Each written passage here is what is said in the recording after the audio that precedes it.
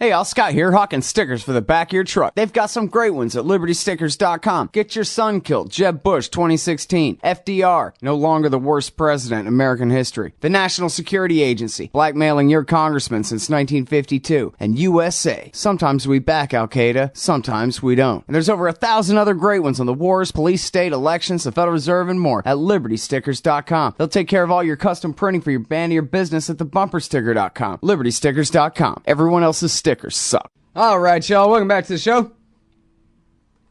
I'm Scott Horton. This is my show, The Scott Horton Show. Our guest today is John Glaser from antiwar.com, the Huffington Post, and the Washington Times. Ain't that good? Libertarian, left and right, all together. Working that realignment. Welcome back to the show. How you doing? I'm very good. Thanks for having me back. Very happy to have you here. And now listen, mostly I want to talk with you about the Asia pivot and what all's going on there. It seems extremely important. Even a little bit scary, and I don't try to scaremonger too much. But first of all, I gotta just make sure that this goes down in the history of the show in interview format here too, and not just my ranting and raving. Did you see what Ehud Olmert had to say about Benjamin Netanyahu's America policy over the weekend? I saw some reference to it. I'm sorry to disappoint you. You definitely want to get this in, but I actually didn't focus on it too much. Oh, rats. All right. Well, he made fun of him for picking fight with America and asking what madness is this and that kind of thing. So, oh well. Anyway, Asia pivot. You know, I read a thing that made sense to me in my brain, and it said that, you know, what's happening here is the Navy and the Air Force have the Asia pivot, but the Army and the Marine Corps have the Africa pivot, and that's sort of their compromise. You guys get to do this if we get to do that kind of a thing, and that's why they're doing both pivots at once. But I guess, actually, though, first question, are they pivoting away from the Middle East at all, or they just like to say pivot when they mean invade something? Yeah, no, it's not a pivot away from anything, and that's obviously true even if the Obama administration wanted somewhat to pivot away from the Middle East and towards Asia, maybe even if it's just sort of marginal in terms of the difference, they keep getting sucked into perennial problems like Iran and Syria and the Israeli-Palestinian issue, and it's sort of a quicksand type of thing when it comes to diplomacy and the media and all that stuff. Those are issues that everybody has more of a bearing on, and the issues in the Asia-Pacific are a little bit more foreign to Americans, I think, and so it's much less of a pivot, especially in terms of resources. We're still putting tons of resources into the Middle East. It's just that we're putting more resources, in addition, into the Asia-Pacific, and that involves really a military and economic shift in which we are sort of surging the military presence with the Navy and the Air Force, and even with ground troops with regard to new basing rights in the Philippines, which we're in the process of obtaining. We're obtaining new basing rights for drones in Japan. We're working on new bases in Australia, which will hold a couple thousand U.S. troops. Singapore and Indonesia and Guam and all of this. We're refurbishing old Air Force bases that would help. They're meant as a deterrence thing, but they're really about, it's called an air-sea war, in which we might have a conflict with China, but they would see all these bases and know that we could eliminate them in a rapid fashion. And so we're basically threatening military force against China for the crime of becoming a greater power in its own region. Mm-hmm. You see, the American policy, especially since World War II, has been basically one of world domination. And any rival state, any competing country that says, no, we're going to actually gain some of our own power, and whenever anyone thinks about that, I'm all happy to criticize the Chinese state. It's a horrible state in a lot of ways. But my primary concern is my own government and what we've been doing. And so, this has, as you said at the outset, this actually is kind of scary because it could, there's a lot of reason to believe that these disputes that are sort of internal to the Asia-Pacific region could inflame tensions and end up leading to some kind of conflict. If it's not between the United States and China, it could be between China and one of our client states or some other kind of mix. But it really is kind of dangerous. Well, yeah, I mean, it's funny. It reminds me of the book The War State by Michael Swanson, where he talks all about Ike Eisenhower saw all of international affairs as a card game. He was a master bridge player, and everything is all just a hand of cards and this and that. But the thing about playing cards that way is you can make a really bad bluff and a really bad bet. And it sounds like in this case, what they're basically trying to do is say that the odds are so far in favor of the house that you're not even going to think about trying it. The only problem is, I mean, that's a huge bluff, which means anybody tries it. Now what are you going to do, right? We will not tolerate the rise of any near-peer competitor or even the possibility that an alliance of separate states could ever combine to amount to a near-peer competitor to us. We'll kill you long before you're even in a position to defend yourself if you even think about trying it. And then so what do the Chinese do? They go, well, all right, we're making a military no-fly zone thingamajig over here around these islands that we want back, and what are you going to do about that? And so the Americans, with their bluff called, they start flying nuclear bombers through the no-fly zone. What in the hell? This is just, I guess bridge is a lot of fun to play for people who are into it, but dang, you'd think you could just give these Democrats an Xbox and get them to leave the rest of us alone. Yeah, this is what realists call a security dilemma, in which two competing states start to beef up their military budgets and surge their military presence in the other's arena of influence, and then the response from the opposing state is to do exactly the same to try to deter the other people. And this rising sort of a competition of deterrence really leads to a dangerous confrontation, and that's what we might be seeing. And it's really not an exaggeration. I'm just like you. I'm weary of sort of fear mongering. But it was reported in the Washington Post that some analyst told this reporter that conventional strikes aimed at China could spark a nuclear war. There's people at the Council on Foreign Relations, like Elizabeth C. Economy, which she says, my biggest fear is that a small mishap is going to blow up into something much bigger. Another person, Sheila A. Smith, also at the Council on Foreign Relations, says if there's a use of force between China and Japan, for example, this could be an all-out conflict between these two Asian giants. And, of course, we are allied with Japan. We have a security defense treaty with them, which says that we'll go to war on their behalf if it ever comes to that, and that'll automatically involve the United States. This would be a great power war, something we haven't seen since World War II, of course. Yeah. So it's it could be incredibly dangerous, and as we're getting involved in these disputes, like over the unpopulated islands of what China calls Diaoyu and Japan calls Senkaku. This is a dispute that just has nothing to do with us, and it shouldn't have anything to do with us.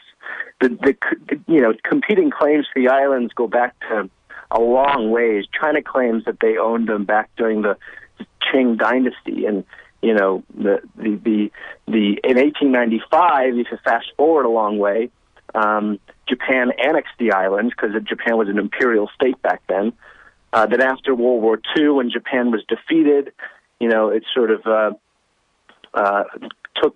gave back a lot of the lands that it had annexed. And so, it's been this competing thing for a long time. It was actually very dormant until, scientists started to say, these areas are probably very rich in oil, gas, and mineral deposits, as well as being valuable fisheries. And that means they're important in a geopolitical sense. So now that China has a rising economy and a bigger military, it's sort of saying, well, we're going to pull our weight just as much as every other state is. And it could get really, really tense. What would be less tense is if the United States stopped saying to Japan, hey, we'll protect you and your interests in the island.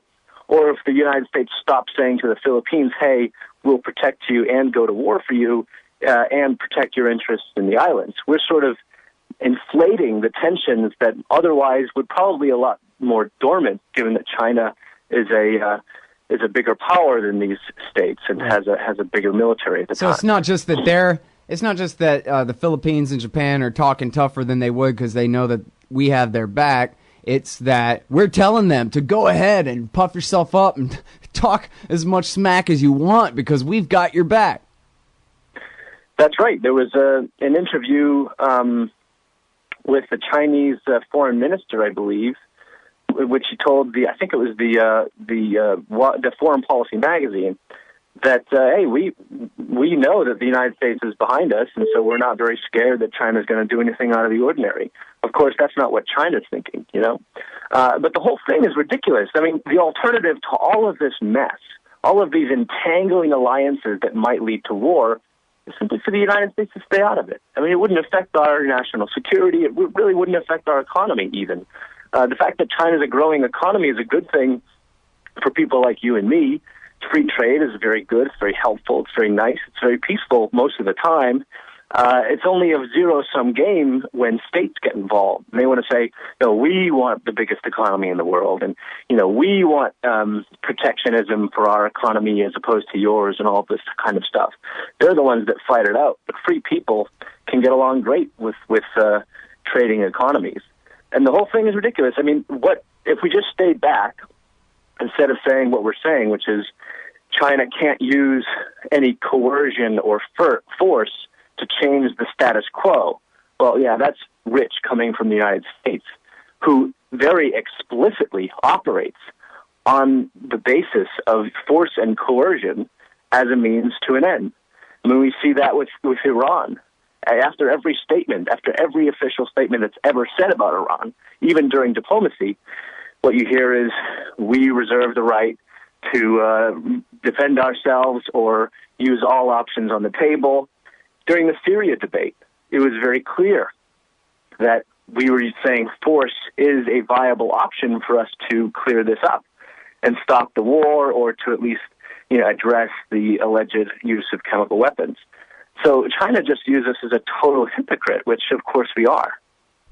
Yeah, well, we being our government. And that's the other thing here, too, is that there's no such thing as Japan's national interest or America's national interest or China's national interest or the Philippines' national interest, or if there is one, it certainly cannot be ascertained by the politicians who lead it. All they know is what's good for them. So if being a tough guy serves the Democrats right now, then that's what Obama's going to do. And if acting like a tough guy is what's good for Abe's politics there in Japan, then that's the course he's going to follow. And I'm trying to remember what it was I read, John, where they speculated that this was a very hasty decision, creating this, I called it a no-fly zone. It's not, but whatever it is, this little extra military air patrol zone that they've created there, that this looks like a very hasty decision and probably one that the Chinese didn't red team, that they didn't ask, okay, well, wait a minute. So what's the most likely response by the Japanese and the Americans to this? And then what might we do, whatever. And so, in other words, in China, they're politicians too, and, their leadership has apparently painted themselves into a little bit of a corner here. And this is what we're really dealing with, right, is a handful of jackasses in capital cities here, there, or the other place who could get cities full of us real people nuked to death. Right, because of their stupid calculations. Everyone sort of assumes they put these politicians on these great pedestals, and they think that they have wonderful strategic vision, and that they'll just take care of us and they'll follow our strategic interests and everything. But it's a load of crap. I mean, the Chinese are going to make mistakes in this security dilemma, in this competition, and the United States is going to. And what's even more likely, I think, is that one of these smaller states, like say the Philippines, which has been outright threatening China in the international waters, or close to their naval ports with their navy, that could really, they're probably more willing to go ahead and do some damage because they feel like they have the big guy, the United States, behind them. So it's not only the mistakes of the two big players, it's also the mistakes or the bullheadedness of our smaller allies. Right. The other aspect, and maybe even the captains of certain ships out there on the waters who can make their own decisions and bad ones. Exactly. There's so many variables here that could go wrong and really lead us down to a very dangerous spot. Well, and it's all because politicians want to play chess with the world. Yeah, I don't know how many people would agree with everything in there, but I think that this is an important part of Pat Buchanan's revisionism of the Second World War and how it started, is that when Neville Chamberlain was embarrassed by his failure at Munich and when Hitler went into Czechoslovakia anyway, that in his emotional fit, Chamberlain gave the war guarantee to Poland. And when he did so, I think it was Lord Grey and some of the others, the defense ministers and the others in the British cabinet said, "You did what? Oh my God, somebody call the insane asylum for Neville Chamberlain." Not over his failure at Munich, but over his war guarantee to Poland, because where he was thinking, this will be the ultimate warning to Hitler that you better stop here and you better not go on to Poland. What he was really doing was he was outsourcing the decision about whether the British Empire was going to go to war with Germany or not to the Polish colonels, who were themselves a bunch of Nazis too. And then because they had the British promising to back them up, and maybe they wouldn't have negotiated with Hitler anyway, I don't know. But they certainly did not negotiate over Danzig. And the war guarantee, in fact, is what encouraged Hitler to make the deal with Stalin. Let's half Poland, and then that'll buy me a couple of years to fight the democracies in the West before I turn east and betray you, Stalin. So, terrible things can happen because, and again, it wasn't that Neville Chamberlain wanted to have a war with Germany and saw Poland as a great way to get into it. He thought that if he gave the war guarantee that would be enough to convince Hitler to stay out, but without gaming the possibility of, well, then, so what if he doesn't?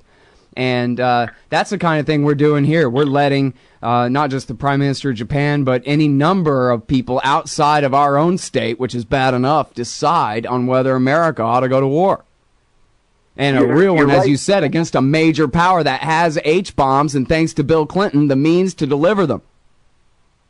That's right. You're right to reference World War II because the world kind of looks a little bit more like World War II, especially compared to how it looked in the Cold War, where it was a bipolar sort of a system. Now it's a lot more multipolar. It's still unipolar because the United States spends about as much on its military as the rest of the world combined. But it seems like it's moving in the direction of a more multipolar world, and that can tend to be a little bit less stable. It could go that way, or it could go the way of a greater sort of bipolarity, and China could really rise, and it could just be the United States and China. And maybe we have a new Cold War on our hands. Maybe we get involved in, a new Vietnam, and we invent new domino theories to justify, extensive quagmires in foreign lands that really don't have anything to do with our security, just as a means of competition with another state that we don't want to get rich or a military prowess. I mean, it's extremely dangerous. All right, but here's the thing that you're not addressing, John. The Chi-Coms! They're evil, and they're yellow, and they're red, and they're coming for us. China has no desire to really get involved with the United States militarily. They're looking to sort of defend their own sphere of influence in the Asia Pacific. Really, the territories and the waters that are just around their seashore and their sort of naval presence. They want their strategic influence. It's very, this is sort of overstated sometimes, but it is very analogous to the United States and the Monroe Doctrine in the early 1800s, in which we sort of said to Europe, listen, stop intervening in our sphere of influence. The Americas, Canada, Latin America, and beyond, this is our sphere. Okay, we're a big enough power now. We don't want you butting your heads in here. And that's what China's saying now. And that's another area of total hypocrisy that we had no desire to conquer Europe. The United States was never going to, invade the shores of Spain and Britain and France in the entire century of the 1800s or the 1900s. I mean, we eventually came to dominance because of our associated victory in World War II. But this is not about conquering the world for China, just as it wasn't about conquering the world for a relatively weak state like the United States in the early 1800s. The other part of this that people don't really understand is that these countries, like the Philippines especially, they don't want U.S. military troops there. In fact, after the Cold War, the Philippines kicked us out. They said, no, the legacy of U.S. military presence on our lands has been absolutely horrible, and we don't want that anymore. We want our independence. We want our sovereignty. And to sort of launch a new imperialism, which is all the more blatant. You know, with Iraq and the Middle East post 9/11, at least there was this neocon sort of fantasy about ideas, you know, spreading democracy, and they had this whole propaganda behind it. Yeah, and preempting a threat that wasn't real, but still there was an implied defensive something in there. Right, but with China, they don't have anything like that. It's very much, it's like a harking back to the imperial wars between Britain and Russia, you know, and the Crimean War and the wars in Central Asia and stuff like that. I mean, it's very cold-hearted, sort of. I don't even have the time to propagandize about China being a rogue state, or, you know, supporting terrorism, or spreading the democracy for all the world and stuff like this. The U.S. officials aren't even bothering with this. They're just pretty explicitly saying this is about imperialism. We want to dominate the world. China's coming up on us, and it's our business to squash that threat.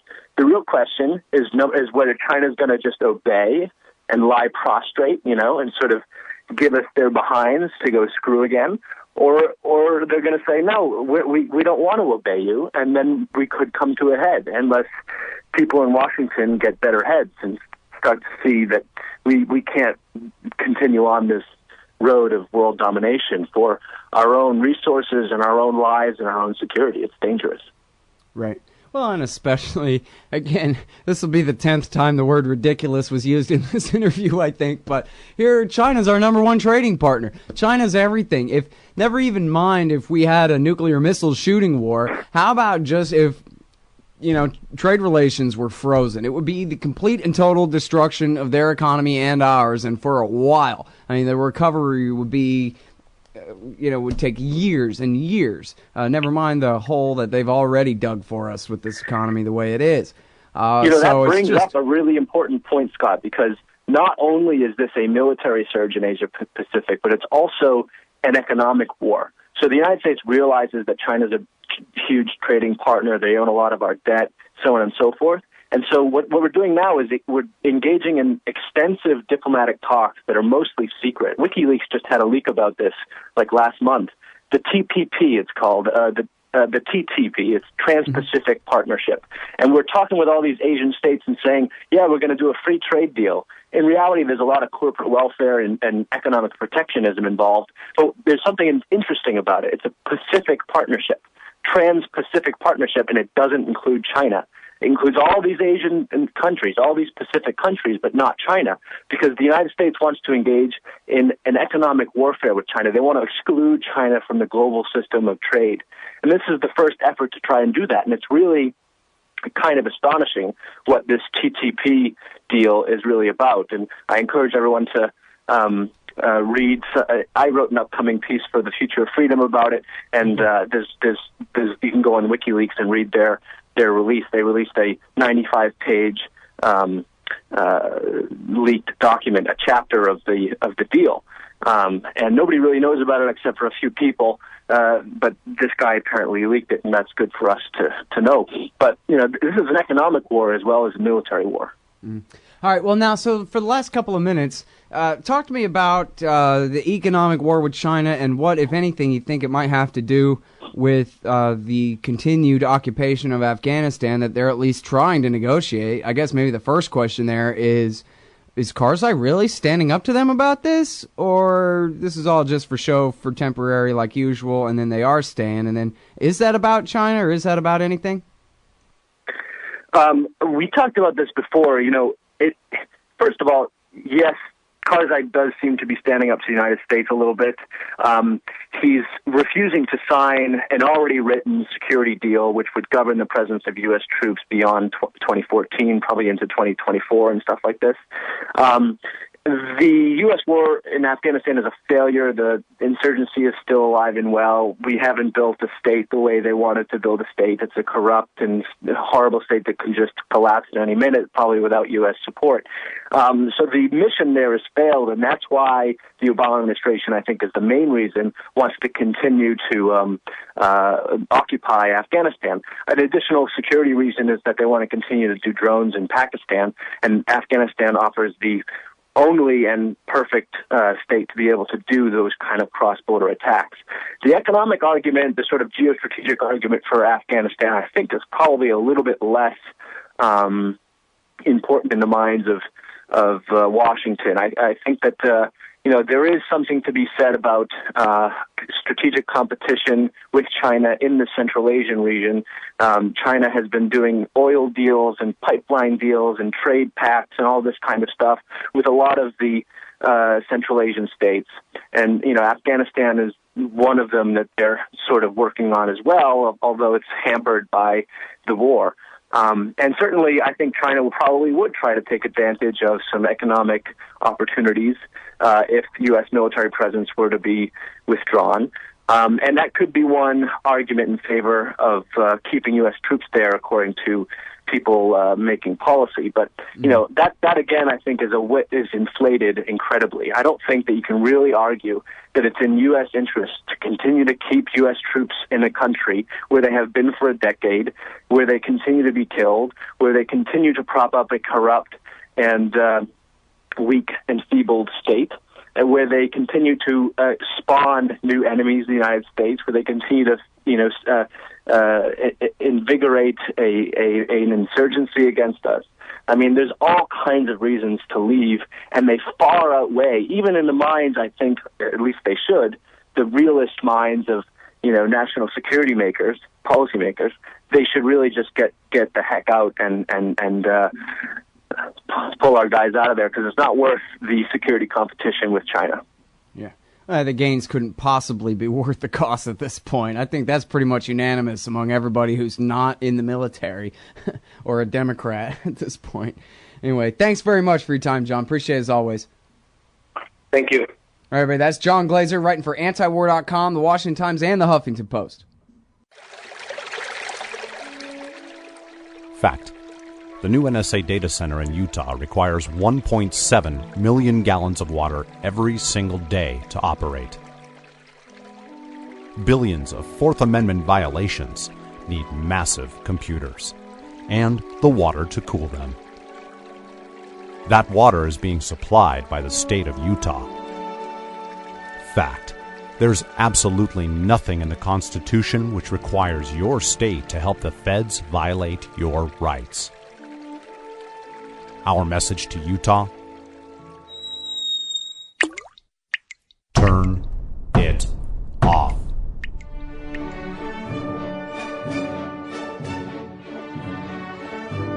No water equals no NSA data center.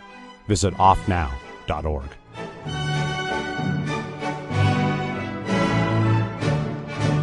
Hey, y'all, Scott here. You like coffee? Me too. Hey, if you're a true connoisseur, you need to try an amazing new roaster out of L.A., Tonks Coffee. These guys are fanatical about delivering the best coffee beans in the world. They get the beans directly from the growers, roast them, and then ship them to you within 24 hours. They're as fresh as can be. Tonks is a subscription-only service, and they're offering a free sample to listeners to this show. Give it a try. If you like it, you can sign up. Then every 2 weeks, you get a new batch of incredible coffee beans roasted to perfection. If you're hitting the cafe or drive-thru most mornings, this is a better and more economical way to get great coffee. Go to tonks.org/liberty. That's TONX.org/liberty. Hey, all, Scott Horton here for The Future Freedom, the monthly journal of the Future Freedom Foundation. As you may already be aware, Jacob Hornberger, Sheldon Richman, and James Bovard are awesome. They're also in every issue of The Future Freedom, and they're joined by others of the best of the libertarian movement. People like Anthony Gregory, Wendy McElroy, Lawrence Vance, Joe Stromberg, and many more. Even me. Sign up for The Future Freedom at fff.org/subscribe. It's just $25 a year for the print edition, $15 to read it online. That's The Future Freedom, edited by Sheldon Richman at fff.org/subscribe. And tell me you heard it here. Hey, y'all, Scott here. Man, I had a chance to have an essay published in the book Why Peace, edited by Mark Gutman, but I didn't understand what an opportunity it was.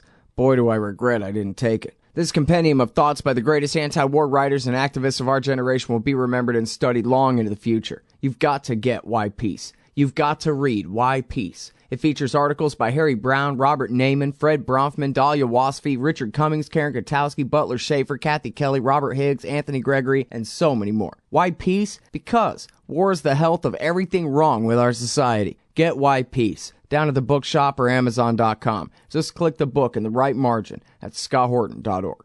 Hey y'all, Scott Horton here for WallStreetWindow.com. Mike Swanson is a successful former hedge fund manager whose site is unique on the web. Subscribers are allowed a window into Mike's very real main account and receive announcements and explanations for all his market moves. The Federal Reserve has been inflating the money supply to finance the bank bailouts and terror war overseas. So Mike's betting on commodities, mining stocks, European markets, and other hedges against our depreciating dollar. Play along on paper or with real money, and then be your own judge of Mike's investment strategies. See what happens at WallStreetWindow.com.